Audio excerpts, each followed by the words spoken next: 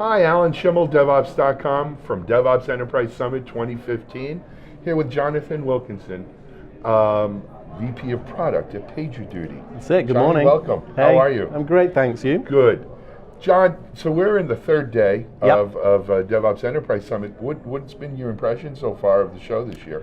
Yeah, it's been great. I've just come out of a talk with Josh Coleman, and he was talking about empathy, DevOps, and saving lives. That's how he started his presentation. And I love how he framed that up about, why are we here? What are we doing? We're these unsung heroes around building and ensuring all of this cool technology is available, but why are we doing it?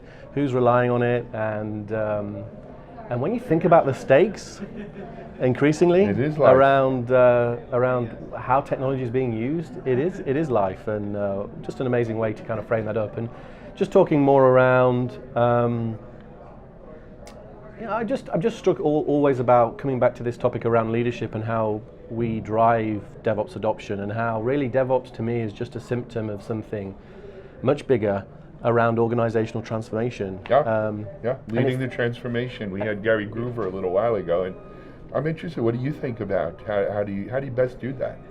Yeah, I feel like all of us are kind of nibbling around the edges on this meaty topic of leadership, and I think there tends to be a strong emphasis around tooling and process, and all of that stuff's really important, but there's some element around the human aspect of organizational change which I don't think we've kind of fully grasped yet. So when we talk about leading change, when we talk about leadership, I think there's naturally we all jump to people that are in formal leadership positions, formal managers, and I actually think leadership's about everyone.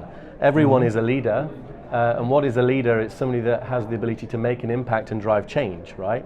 So I think the question that I'm asking myself is, how can we create leaders out of everyone? How can managers and executives create a leadership culture whereby we're actually empowering people to drive change at all levels within the organization? And that to me is how we drive DevOps adoption in larger enterprises, whereby they've been built in a very traditional siloed way. Got it. Excellent. And you know what, for maybe our viewers may or may not know PagerDuty, just a quick, if we can, explain to them what PagerDuty is about. Sure, so PagerDuty t-shirt. We help bring the right people together in the right way at the right time. We give them the right tools and information to deal with problems quickly and effectively, to reduce the time it takes to solve issues. And if you think about DevOps and really the need to be driving forward quickly, become faster but do so reliably, at scale and securely, the ability to orchestrate the right level of response, do that very quickly and effectively, not only saves money, but as we've learned today, is probably saving lives. Yeah. To the saving lives thing, one of the big, I'm up on security because it's my background. Yeah. The IoT, Internet of Things, is becoming a real security kind of focus.